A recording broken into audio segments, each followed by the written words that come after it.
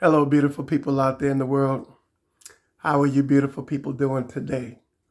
Beautiful people. What is interesting, what I'm going to talk about today, and I'm going to apologize to my Instagram viewers right now from the start because this is going to be an extended version. I see it coming. And what I have on, I had no intentions of having on today. As you can see, I got my hoodie on. And I've been had this hoodie along with a white one, along with some other things for a long time. And one of the little boys that I used to father and mentor, little beautiful Indian boy, Matthew. I raised Matthew. And it's interesting what I'm going to talk about today. And then I put this hoodie on. Matthew gave me this hoodie, you see.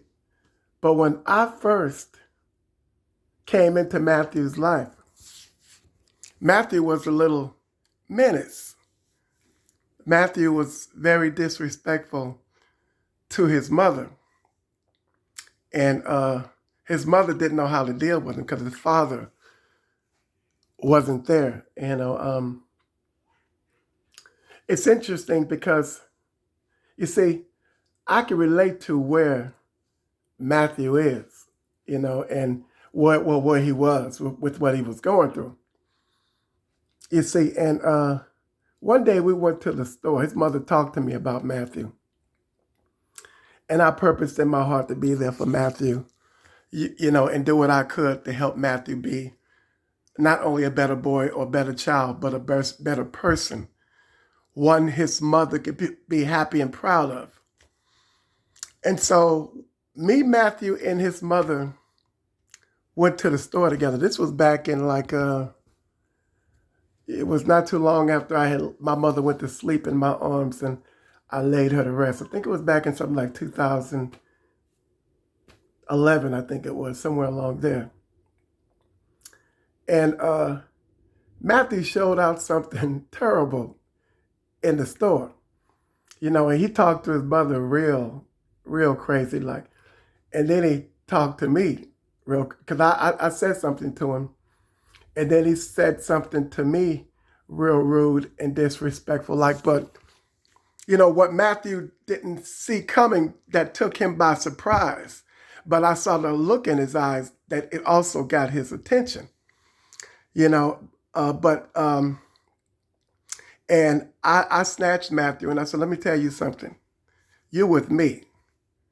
I'm the male dominant figure here, not you. When I tell you to do something, you do it.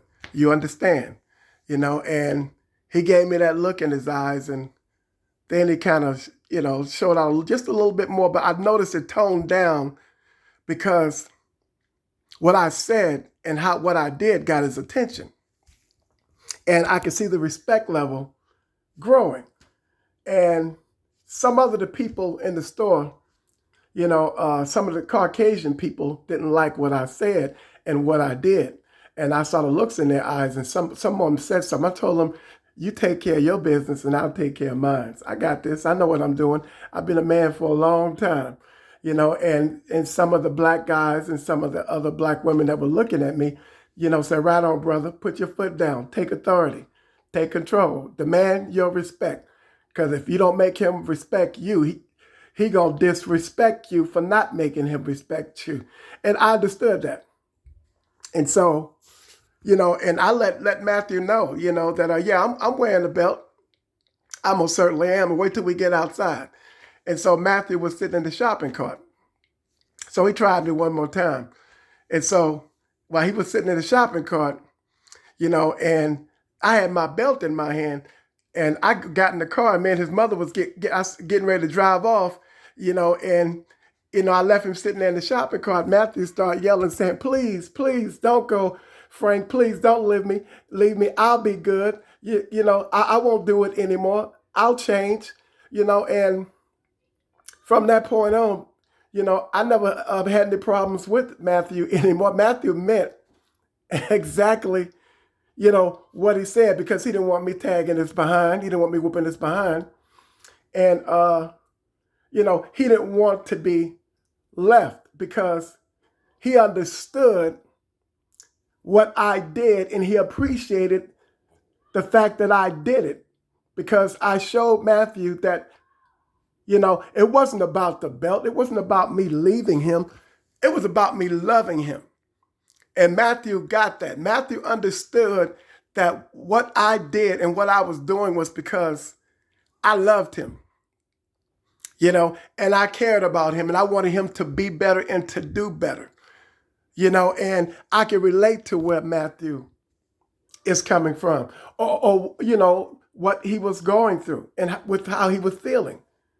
You see, because, excuse me, when I was coming up as a boy, I was going on 6 years old, and it was December the 23rd, 1966, when my father passed away.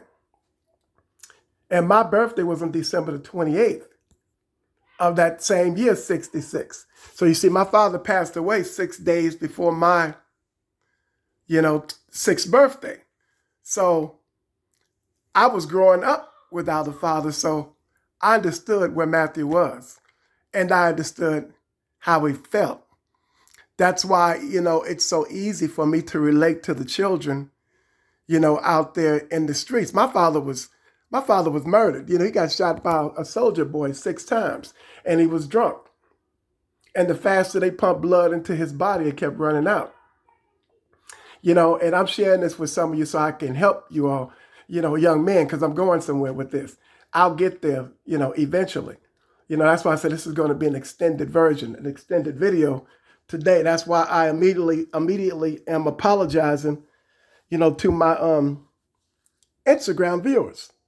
But, and if they want to watch this video, they can go over to, Facebook, or they can go over to YouTube, Frank Anderson, Kind Words and a Smile, or Frank Anderson on YouTube, and I was always angry. I was always angry. I was always upset. I was always getting into fights. Always getting into fights. And it was all because I was angry and that my father wasn't there. So when I, engage with young people today, I see that same mentality. I see that same attitude. I see that same mindset. I see that same spirit.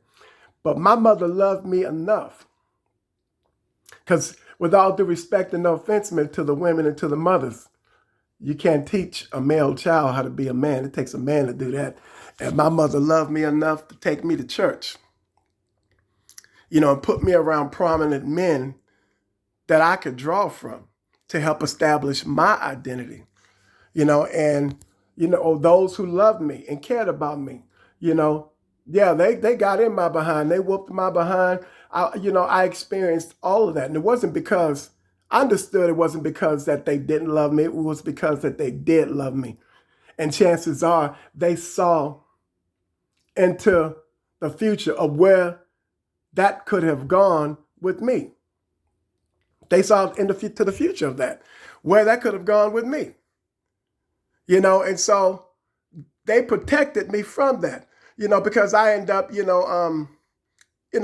I was coming around, but not fast enough. I ended up getting shot. I was paralyzed on my left side, and I had went into shock, was slipping into a coma, but I'm blessed to still be here, because when I was laying there and I was paralyzed and I was supposed to have been in the hospital for months and had surgery, the bullet went through me, but I had an experience, that normal people just don't have, and they was going to have to do surgery, but an angel came through the hospital window, and that angel reached out, and that angel touched me on my left side where I had gotten shot at, where I was going to be paralyzed. And that angel spoke to me and said, "Get up, except you be there." And that angel appeared by the bedpost. I got up fell out of the bed and crawled over to the bedpost to hold to the angel. Because I felt when the angel had touched me on the side where I was paralyzed and when I got shot.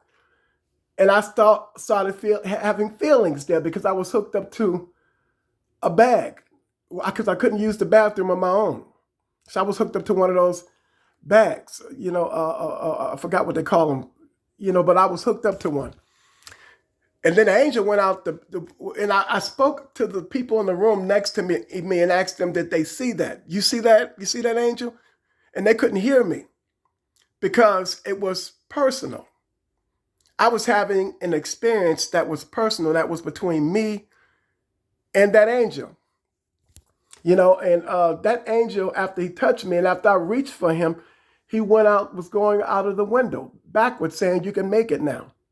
He said, get up except you be there. You can make it now. And I dragged that leg to the bathroom. I was in Martinez Hospital. And I was able to stand there and use the bathroom. First, blood was coming out of my urine. And then it went back to normal urine, and I was supposed to have been in the hospital for months and had surgery. But after that angel touched me, I went in the hospital that Friday evening, 10 minutes to 10. Saturday afternoon, that angel touched me. After I dragged that leg to the restroom, I went to physical therapy. Sunday afternoon at 10 minutes to 3, I was on my way home. You see the miracle that had taken place. You see, and and some of you all asked me or posed that question to me. What happened to me in my life that was my turning point, or that turned my life around? And I was, 19, I believe it was. I believe I was 19 when this incident occurred, when this happened. And I never felt at that time, I don't know if it was because I didn't feel comfortable talking about it, or if it was not yet time for me to talk about it. But I'm talking about it now, and maybe it's because, my YouTube channel has matured to that level or to that point where I can talk about it now, and so, and they took me to physical therapy, and I was supposed to have been paralyzed on that left side, but I wasn't. And to this day, they tried to explain to me where we were when it happened. I for the life of me, I can't even remember. I don't remember. I guess it's not meant for me to remember, but I do not remember. Well, Matthew kept his word, and he totally and completely changed. He started calling me Dad. He stopped calling me Frank. He started calling me Dad. He honored me. He respected me. He before he even did anything, he'd ask me, is it okay or was it okay? He'd stop and give me that look before, he crossed any lines or any boundaries. It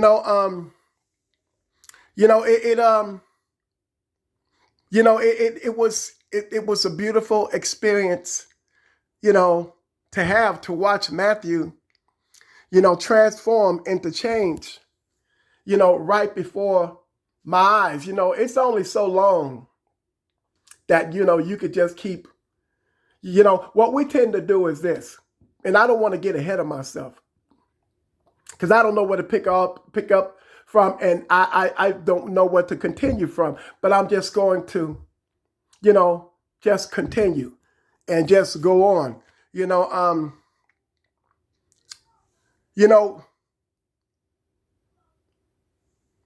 back in, I'm just going to go back a little bit into the, back in the day, and I'm going to bring it back up today. See, back in the day, back in the 70s, I'd say, And I've said this before, but not verbatim, like I'm going to say it now.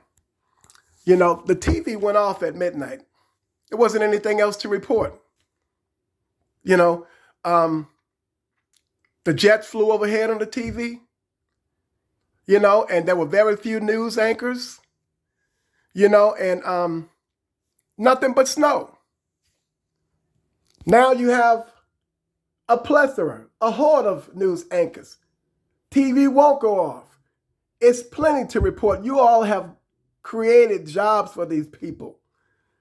You know, you all have given these people jobs. And indirectly, inadvertently and indirectly, they're probably thanking you for it. You know, now you can't get the TV to go off. Back in the day, in the 70s, 80s, you know, and I applaud Mississippi because Mississippi voted prayer back in the schools. You know, back in the day, they had prayer in the schools. They had capital punishment. They put fear in children. They were afraid to do anything wrong. Beautiful people, we don't like to hear, beautiful people, about things that sounds like abuse and misuse. Beautiful people. But the thing about order versus a system is this. A system just functions. An order, it works. They had prayer, capital punishment in the schools. It all worked. They weren't, it wasn't no police substations at the school, no metal detectors for guns. None of that was going on. They didn't have none of that. There was no police substations. There was no killing parents. There was no abusing and beating and killing and breaking in the elderly's house. There wasn't none of that going on. Beautiful people, in this day and age, because they took prayer out of the schools, you got all of that going on. They replaced prayer with police substations. They replaced prayer in the schools and in the classrooms with guns. Kids carrying guns to school, shooting each other and killing each other in violence, and murdering their parents and grandparents. Whoever heard of such a thing? It wasn't none of that going on. Back then, you could leave your windows and your doors unlocked. The street lights came on, the kids are in the house. You can't even leave your windows and your doors unlocked now. You better not. And kids don't care nothing about a time. They come in when they get ready. Back then, children were to be seen and not heard. Now it's parents that are to be seen and not heard. See how backwards it is? Because back then, you had prayer in the homes. You had to pray before dinner. You had to pray when you got up in the morning. When you go to bed at night, you prayed. And you had the children, and they were in school, in church, 3, 4, 5, 6 days a week. Now they replaced all that. They don't pray in the homes no more. Few and far in between. And I'm sure some of them are still doing it, but not at the magnitude they were doing it back then, holding hands and praying at the table and over their food and all those different things that they were doing. You see? But now we think that if we just speak a few words to them, you see, because now the respect level is just gone. Or we just speak a few words to them, you know, and you just keep speaking a few words to them and they tell you time out, go stand in the corner and all these different things. It has not changed nothing. Back then, was few and far in between. If there was a sexual encounter between a young man and a young lady and they had a baby, they got married. Or they hid it. They covered it up. You see? Few and far in between. Now it's blown way out of proportion. And now we make it easy for wrong to exist. We make it easy for that to happen now. You see, beautiful people? We make all of that stuff easy because back then, they didn't spoil a child. The child laid there and cried. Only time they checked the child. But the child didn't lay there and cry, excuse me. The only time the child cried is when the baby was hungry or it needed to be changed. So the baby didn't cry, laid there in the crib and played. They didn't believe in spoiling them. They didn't do that. They had toys hanging over the bed like I think they still do now, I don't know. And they didn't cry. Now you are walking around with babies in your arms 3, 4, 6, 8, 12 hours a day. And you better not put them down because now you done spoiled them. And they're going to scream, holler, throw a tantrum, cry, and they ain't going to never stop crying. You see? You see the difference in the time and the ages? You see, back then, an order worked. Now, you all try to exist now in this day and age through a system. A system does not work and it's dysfunctional, as you see. You see? Yeah, all this stuff about, fault children growing up in foster homes. The neighbors, everybody took everybody in. Everybody had a roof over their head, a place to go. Now you got a system, foster care system. You see, beautiful people, we need to get back to what works.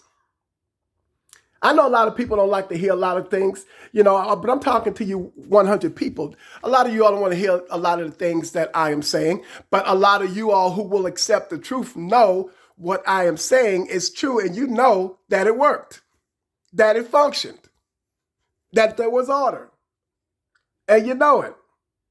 You see, but we don't think about the order. What we think about is how bad it sounds, how bad it looked or looks. Well, you're going to have to decide, which is it going to be? Is it going to be the function, or is it going to be the functional system, or the dysfunctional? Is it going to be the functional order, or the dysfunctional system that does not work? It does not work. I tell you, it worked so good and it worked so well that they didn't want the black families to no longer function and dwell together. They flooded the communities with drugs, put the father under pressure so he wouldn't look like he was the ideal man or a man worthy and deserving to be respected, to look like he was a no good father. And he looks that way to this day. And a lot of young men have accepted that fact that their father was dysfunctional. He wasn't no good. He wasn't there for me. You don't know what kind of pressure that man was under with the drugs, his community being flooded with drugs. And then they take his job away. He can't get a job. They got a new thing now. They send you to prison. And when you get out of prison, you can't get a job. Or you might now be able to get a job, because they got a system that works now that hires felons. But they put them under that kind of pressure where they could not get a job and take care of their families. Can you imagine you now punishing that man that you now hate or you think you hate for not being there for you, but not punishing the system that prevented him from being there for you, and not angry at the system that did what they did to him, that put him in that state to not be there for you, because they know a man is important in the family and in the home. The home needs a man, and they knew that because they are a man in their families, and their families functioned and flowed. Their children wasn't angry at them, except for going out and working real hard to be wealthy. And we couldn't spend no time with them. So those grandmothers and those grandfathers was taking care of those children, the little Caucasian children, and teaching them how to think like them and how to love like them. And they loved them more than they loved their own families and their own parents. Well, that was a plan for your father to be driven out the home. So that, the old cliche they used to say, mama's baby, daddy's maybe. Yeah, that's where all that came from. You see? That's where all of that stuff came from. to permeate the man's mind. Like Willie Lynch said, if we implemented this plan going all the way down, I forgot which one year it was, 2017, 2019, or 20, it will affect them all the way down through till that time, in which it does still now. It still affects our young black males. It still affects them. It does. And that's unfortunate, because they were taught to hate their fathers, who was driven out of the homes under the pressure. Don't you know the enormous amount of pressure that it placed the mind of a man under when he does not have a voice, or did not develop a voice, or did not learn how to have a voice to express himself and to speak for himself, to express to you or to relate to you in terms of how he was feeling and how he was made to feel. So he just hung his head and just turned around and walked away because he could not take care of you. And it left all of that pressure on the mother or the grandmother, and that was the plan. Because they know that your mother couldn't teach you how to be no man. So what do you say to your children, or with your children now? You spoil them. You said, because my father wasn't there for me. You see? And I didn't get the things that I felt I deserved or needed to have when I was growing up. I'm going to spoil my children. I'm going to let them do whatever it is that they want to do. Can't nobody tell them nothing. I'm not going to take them to no church. I'm not going to do none of that stuff. You see, they attack anything that functions or that works. They attack it. They attack it so that they can distract you. Oldest tactic in the world it works like it works now, even today. Divide and conquer. Old, but still works. And you all fall prey to it every time. Every time they fall prey to it. You see? You say, and so you spoil your children. You say, I'm not going to take them to church. I'm not going to chastise them. I'm not going to do anything to them. I'm going to let them do what they want to do. Okay? Because they're precious. All right? My father wasn't there for me, but I'm going to be there for them. Okay, well then since you say that you're going to be there for them, and you didn't get from your father growing up because he wasn't there. Well, what is it that you didn't get from your father because he wasn't there? Material things? Huh? Because that's what you give to him. And when they're done playing with that stuff, give it a week or two or three, that's over in the closet somewhere. And now they're throwing a tantrum or fit in the store somewhere because you have spoiled them and ruined them to make them think, or to cause them to think, that what you have done or what you are doing is normalcy. And it's not. What you should have been teaching them that you didn't get from your father, or what you should have been giving to them that you didn't get from your father, whom you should be applauding, whom you should be trying to find and try to rekindle that relationship or redefine it or to establish it. And some of you did, and I applaud you for that. Some of you did that. What you should be trying, what you should be instilling in them, what you should be giving to them, what you should be nurturing them with, is what you didn't get from your father, is love. That's what heals everybody. That's what feels everybody. That's what fills everybody, is love. That's what you should be giving them.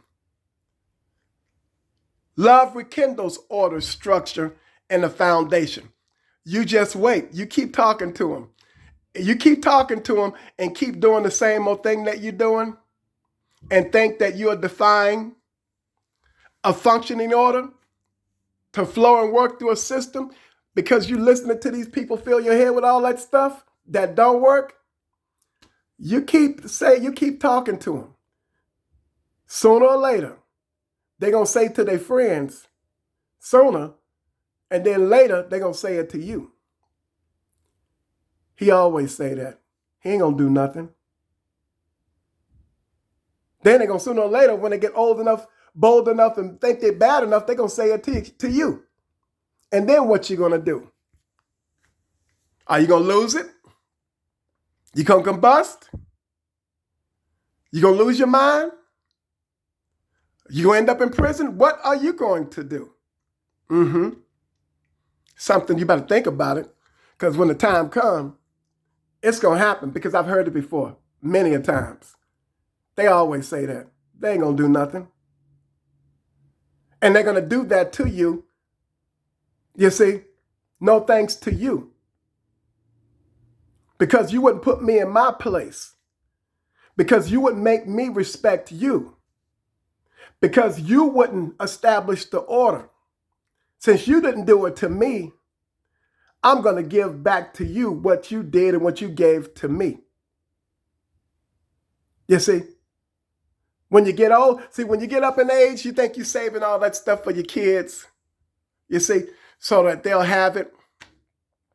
When they get up in age, when you pass away, they don't want that stuff. They get rid of that stuff. They get rid of it.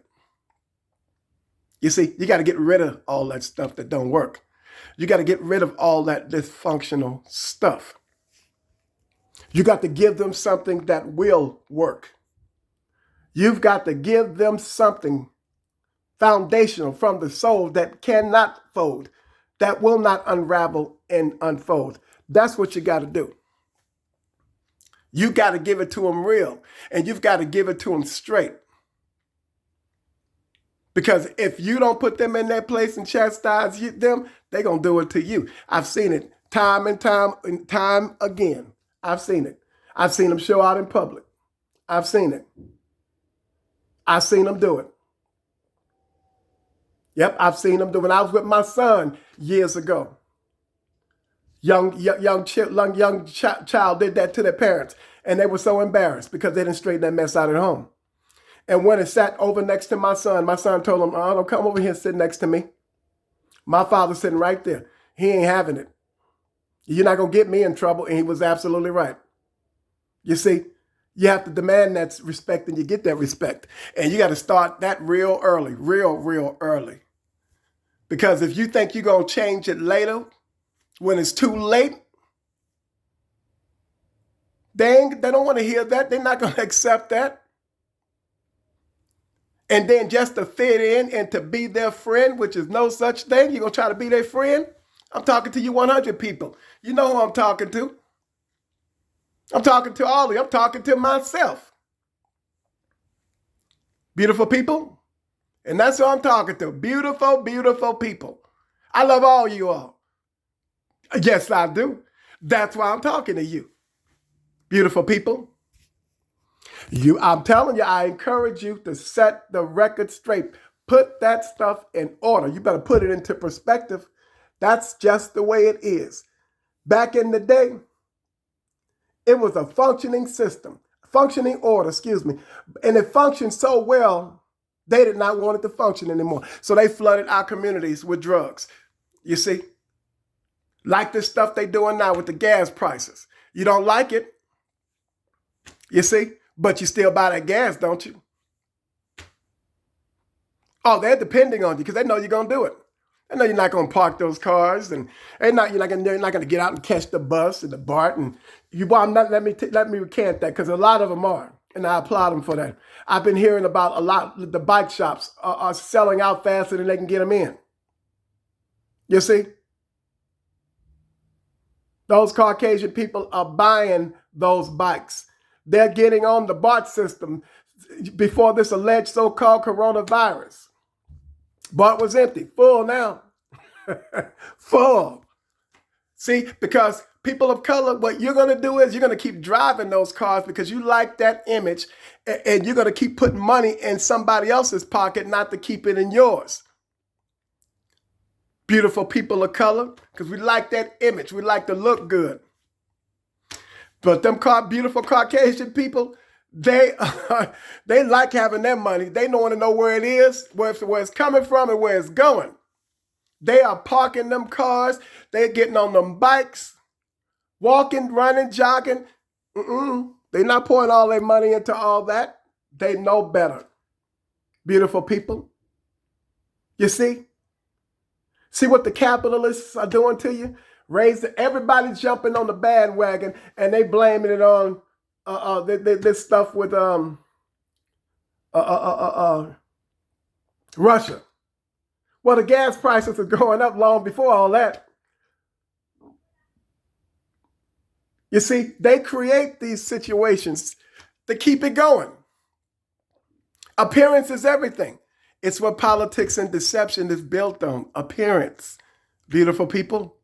Come on now. When I count to 3, wake up. 1, 2, 3. Beautiful people. It is what it is, whether you like it or not. You don't like it. It don't sound good. But with the variables that I just presented to you earlier, not too long ago, they speak for themselves. What wasn't going on then is going on now because they like chaos. You see, the devil is in the details. The devil don't catch you at your highest point. He catch you at your weakest point. That's when he introduced stuff to you that you end up accepting and looking the other way because he catch you at your weakest point. He catch you when you get caught at your weakest point is because you can't think clearly. You're not thinking clearly. You're not thinking straight. You don't see things as they are. Anything can be slipped over on you and presented to you at your weakest point, and you end up at your weakest point. If you're too weak at that point, you end up accepting it and succumbing to it. That's your weakest point, not your highest point.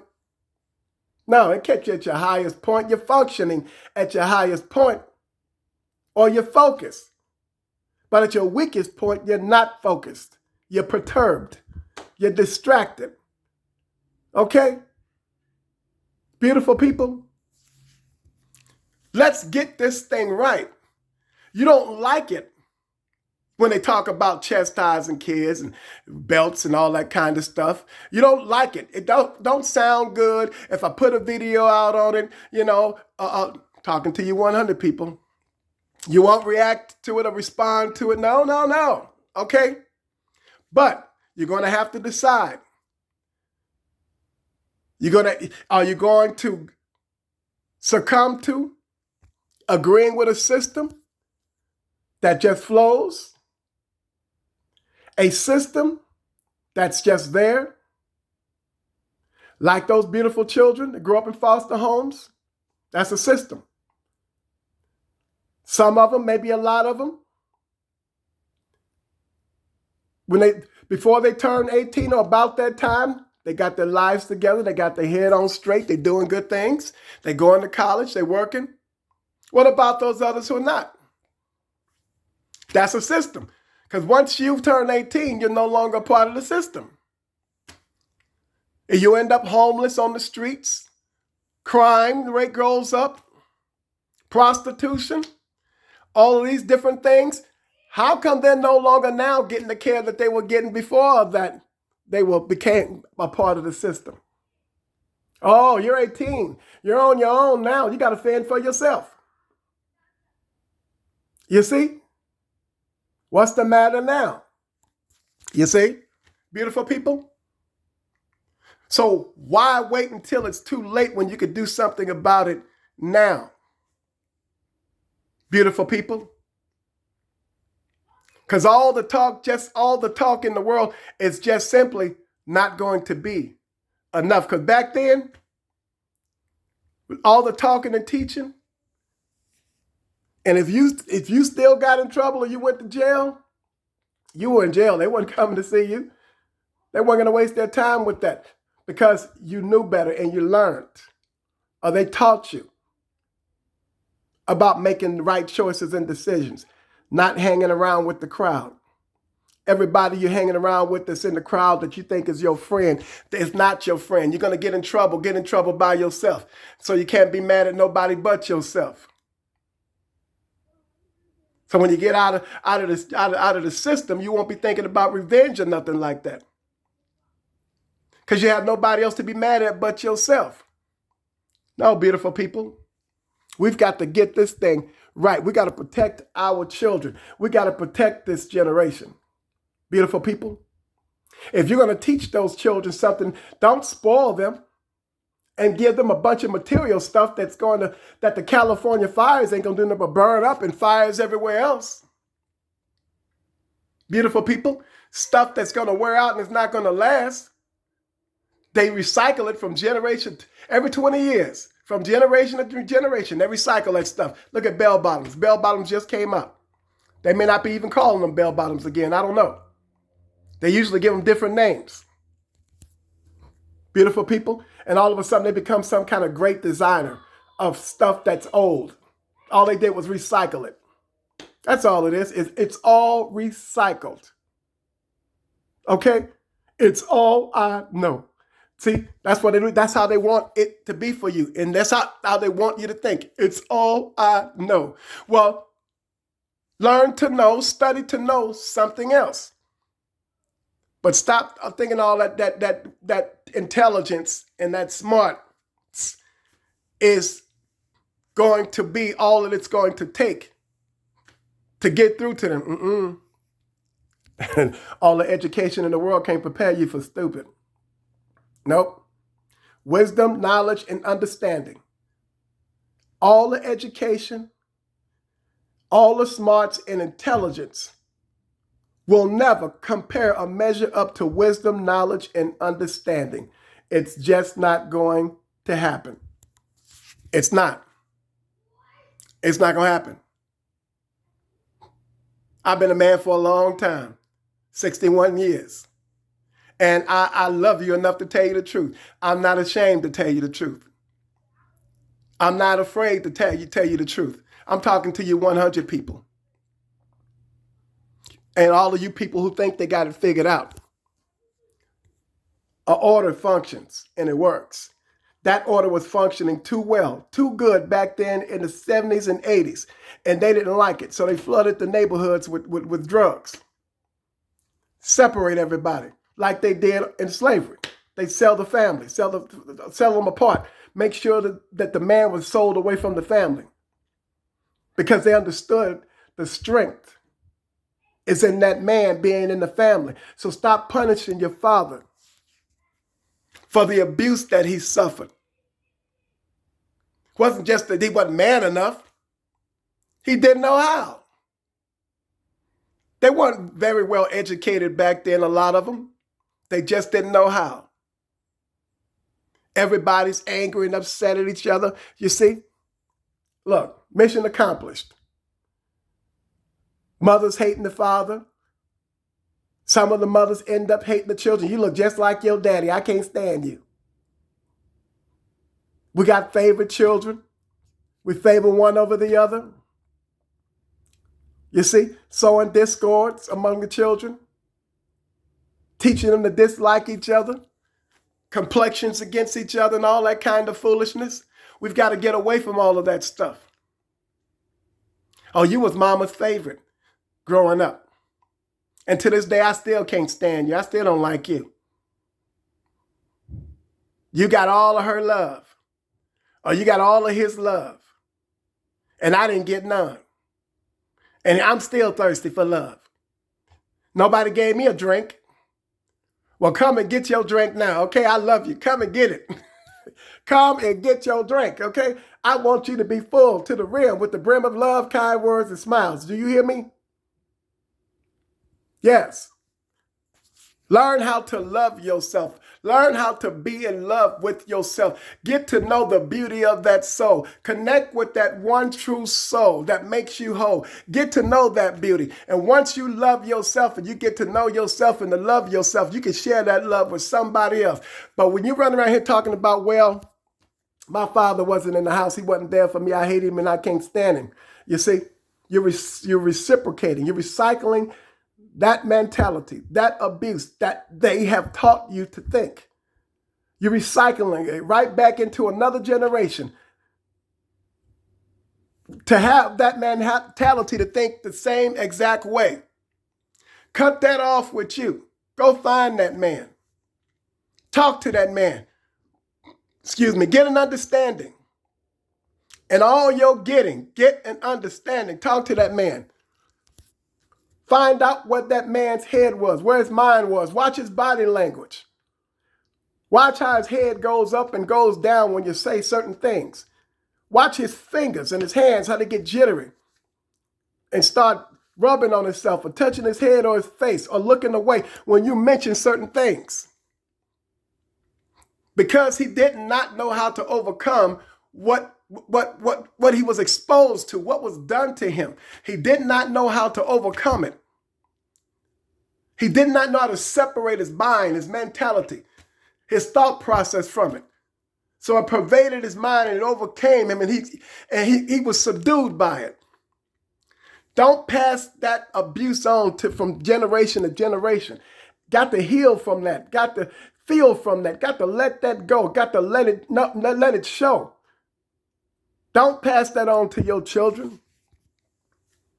Don't pass hatred and discord on to your children. Don't sow discord in the family. Teach the family to love. Give them something that you never did get when you grew up from your father, love. And if you decide to go and find him, when you go see him, tell him you love him. Tell him the truth. Tell him you miss him. Tell him I still need you. Tell him I don't blame you for what they did to you or what happened to you. I don't blame you.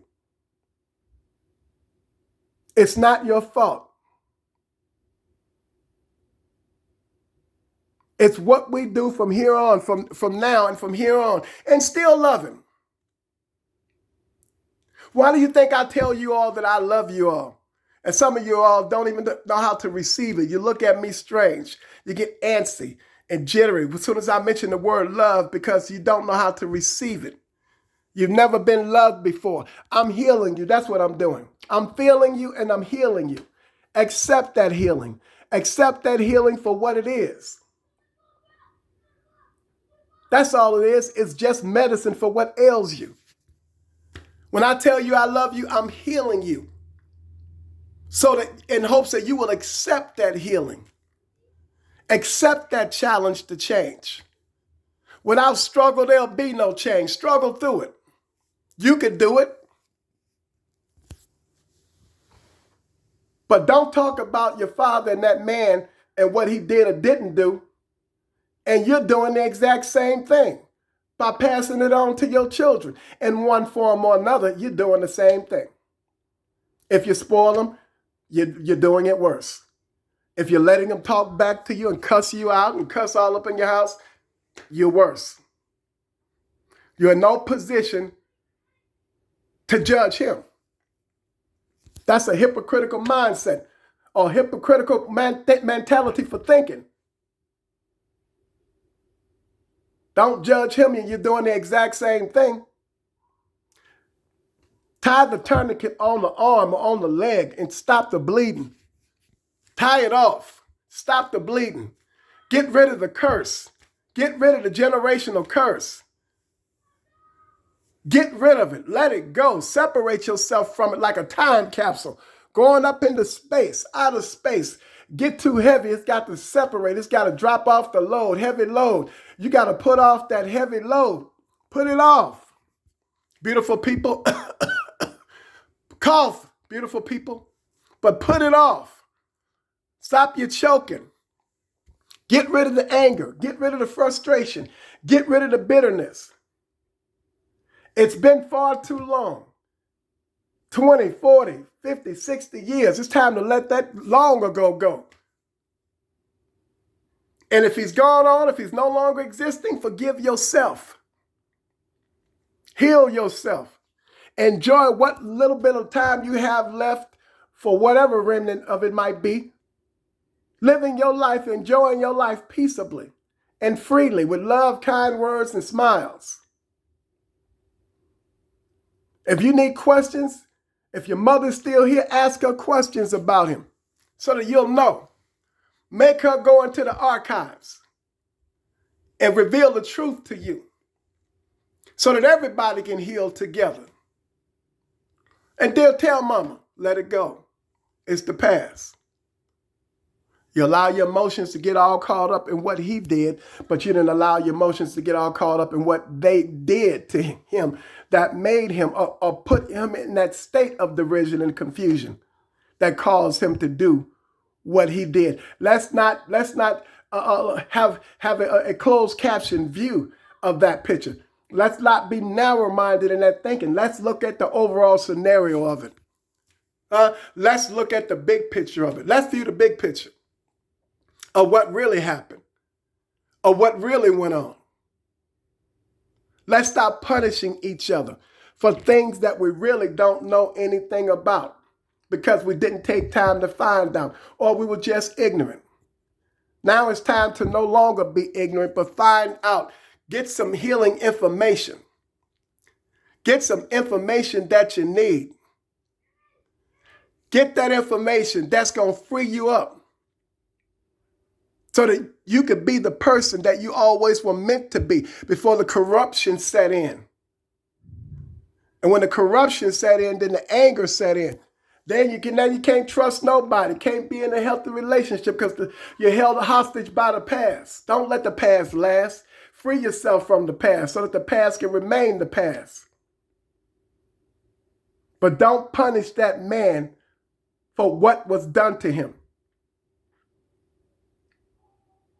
You don't know until you become a black man. You don't know until you have been a black man. You don't know until you were a black man of that age.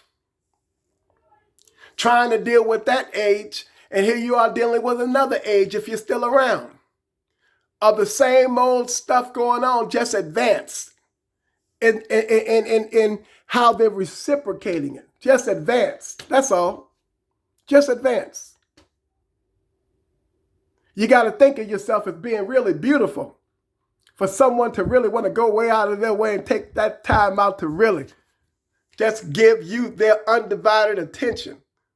What is it about you or about us that we don't know or that need to be known or that need to be revealed? Now, what is it? Women of color, stop punishing black men. If you can't be his peace and if you can't be his strength, don't say anything. Just smile and keep going.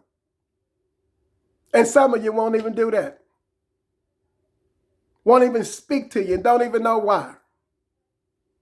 You see, will not even speak to you.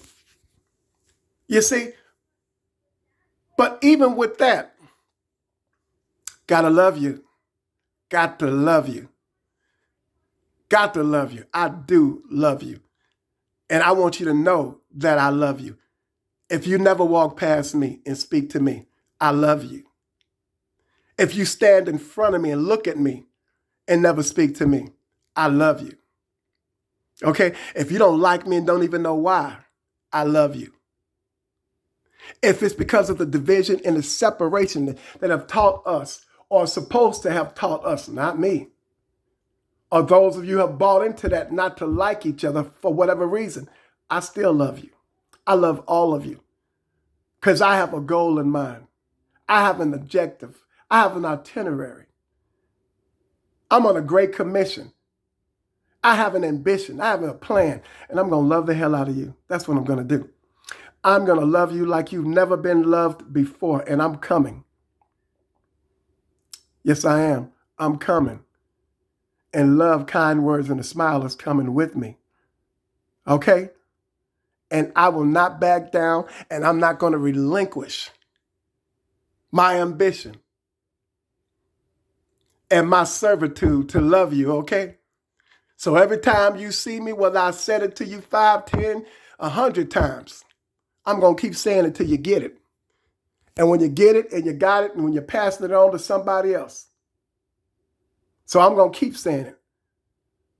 So look for me at a store near you. I'll be sharing love, kind words, and a smile. Okay, beautiful people? If nobody told your beautiful self that they love you today, I love you today. But I need for you all to get this message, and I need for you to get it good. Some of you that are going to school and going to college, your professors are teaching you and lying to you, telling you that Willie Lynch was just a myth. He never did exist. Well, Google December 25th, 1712. Okay? That's when mind control began. With the slaves, then it spread abroad to everybody because they saw how they could control the minds of people, capitalists, to buy their goods and their services, to turn you into consumers. And that's what they want you, consuming. Beautiful people, consuming. Why do you think all the beautiful Caucasian people out there buying bikes in the shop stores, the bike shops can't keep them fast enough? They say they've never experienced a phenomenon like this before. Because they know, they understand. They understand how that capitalistic system functions, flows, and how it works. And they refuse to be a consumer. And I agree with them. I will park my car and walk before I fill somebody else's pocket. Because all I know is all it is just a plan and a scheme. Before I put all of my money into somebody else's pocket, I will walk, ride a bike, catch the bus, get on the BART, whatever it is I got to do. But see, I'm going to keep my money to me. You see, some of you all thinking, people of color thinking, they're thinking is the more you make, you don't have to worry about how high the gas prices is, the more you make. And if you got money, you rob Peter to pay Paul. I'm still going to drive anyway. That's what makes it easy for them to keep doing what they're doing.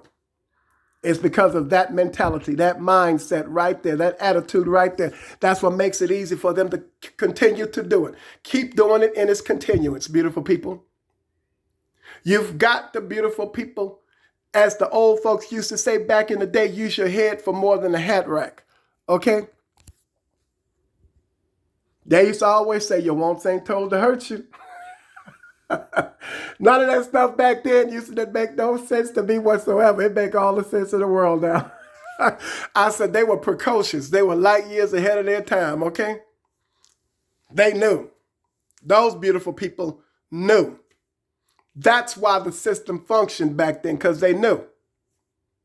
You see, back then, people of color, black people were wealthy and successful in all sorts of businesses. But do you think they're going to talk about that, tell you about that, want you to know that? No, you got to do your homework. But Google December 25th, 1712, on Christmas Day. Told you Jesus wasn't born on that day. No, he was born during the time of the census, okay? That's when he was born. They decided on December 25th. Why do you think December 25th is so successful? Dating back all the way to 1712. He said, excuse the expression because I don't talk like this. I don't use the word. But he said, you all got all these niggas. You're killing them.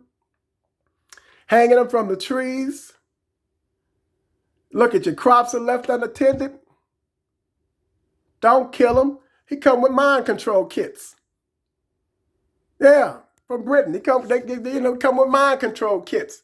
He said, you control the mind, the body will follow. And then they saw, those capitalists saw how they could capitalize off of December 25th and to beautiful people transcending it beyond slaves into the communities and into the world.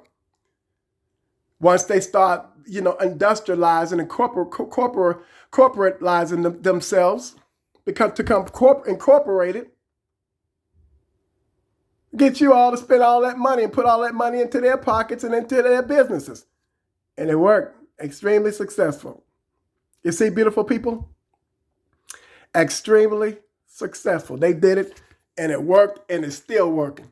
I've seen parents, people on divorce court, lady taking her husband to court and mad because he did not spend no money on the kids or buy the kids Christmas presents for Christmas. And chances are he probably didn't have enough money to do it. People of color didn't have enough money to do it.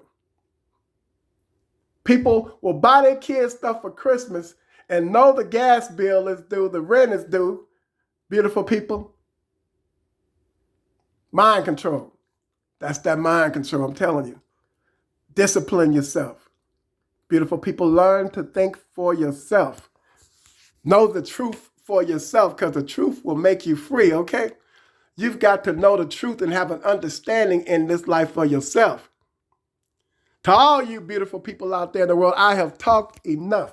I've been talking to you beautiful people for over an hour, beautiful people. Why? Because I love you. Nobody told you they love you today? I love you. Anybody got offended by anything that I said? Wasn't my intent to offend you, beautiful people.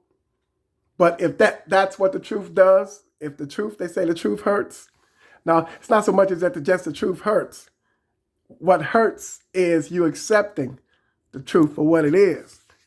That's what a struggle is, accepting the truth, ingesting it, digesting it, receiving it, embracing it, and accepting it for what it is, beautiful people. That's all I have to give, beautiful people. Accept it for what it is. Because if you don't receive it now, it's going to come back to haunt you later. Beautiful people. It's going to come back to haunt you later. Beautiful people. That's what makes them so successful. Look at it. The food prices. Everybody jumped on the bandwagon. They create situations. They create detriments. They create problems. They create events. Wealthy people, because they get rich off of it. You don't believe me? Look at the gas prices. Look at the food. Everything going up. Beautiful people. PG&E, just getting ready to pay $50 million. Who you think they're going to take it out on? They're not paying it out of their pocket. Everybody that get PG&E bill going to go up. You see, beautiful people? Excuse the expression, but the only difference between, as I often say, a pimp on the corner and one in the office is you don't see him. Yeah, beautiful people. In there working his fingers, beautiful people, to the laptop, or he's pushing the pen and some paper. Beautiful people. And he's more faker. To all you beautiful people out there in the world, I love you all. Be good to yourself, because I sure will. I have enjoyed you all immensely. Beautiful people, let's take back charge of our communities. Let's take back charge of our families. Beautiful people, let's get back to functioning in an order that works. Beautiful people, let's stop grabbing and rushing into everything that looks good. It's not about the look, beautiful people. The most ugliest, the most less appealing thing there is probably the thing that you need the most. Beautiful people, the enemy is not breaking in. The outside is letting the enemy is not breaking in. It's the inside that's letting the outside in. Beautiful people, they don't break in. Beautiful people, they name that price on the inside. And somebody on the inside opens up the door and let the outside in. Beautiful people, and you're looking for the enemy far away, across town, in the next city or the next state, on Mars. And he right close by you. The enemy. The devil, I told you, is in the details. To all you beautiful people out there in the world, I love you all. I love the beautiful children. I hope you all had a good day at school today. To all you beautiful people, to all of you all, be good to yourselves, because I sure will. I love you all, and have a smiling day.